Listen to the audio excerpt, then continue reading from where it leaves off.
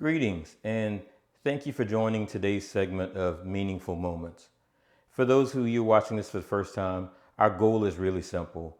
We're here to support your mental health, and for me personally, through this nonprofit, having over 15 years of counseling experience, we want to just right now give back to society and see what we can do to offer you some coping skills, some perspective that can bring about healing, just well-being.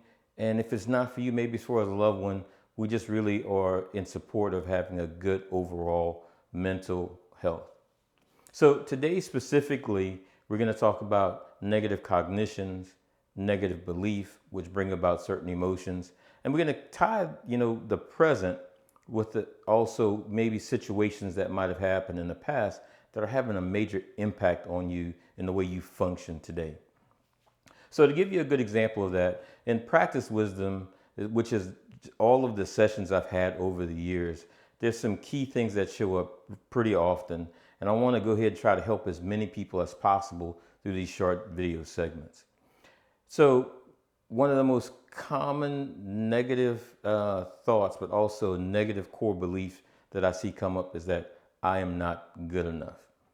This is very common. I specialize and work with individuals who've gone through trauma, maybe have a chronic situation with addiction, also depression and anxiety, but specifically people who have maybe gone through some stressful events, maybe a little T or what we call a big T trauma, something that was major. So we can begin to assign to ourselves a value, something that would assign maybe our self-worth. And how this happens is that we have a situation where we do something maybe that was not good. Also, you might have had a toxic workplace or just maybe a rough family dynamic where you actually told, could even be a teacher, could be in education in many different places, that you are not good enough. So rather than saying maybe the work that you did was subpar, the message, the belief that gets ingrained within you is that I am not good enough. This becomes your identity and part of your own self-worth.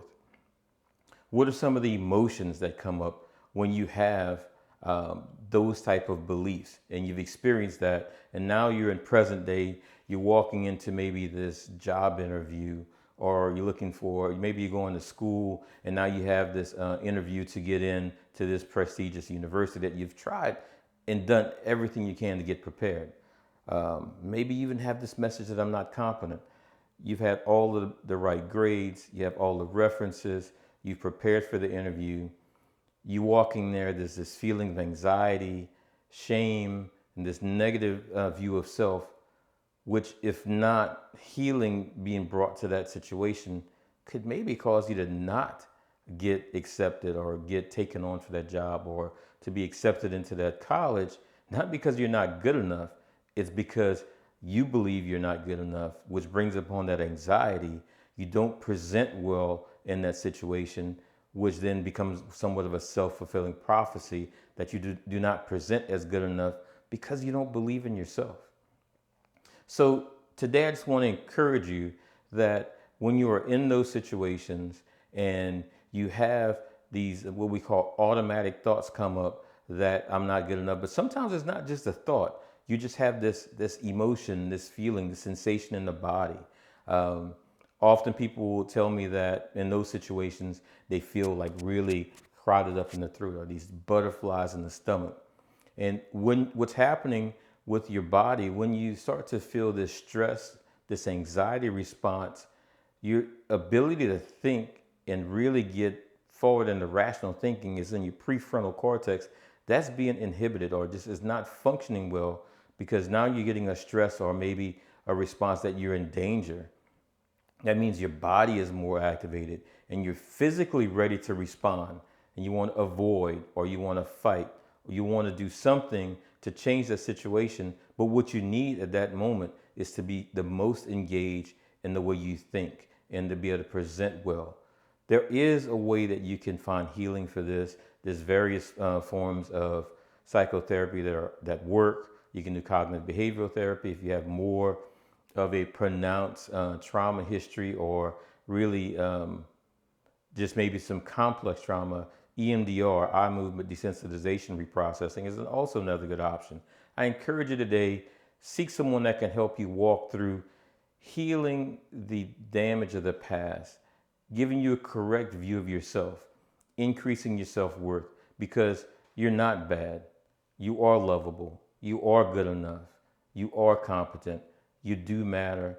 And though you might have done things that are not good, that doesn't mean that you are not good.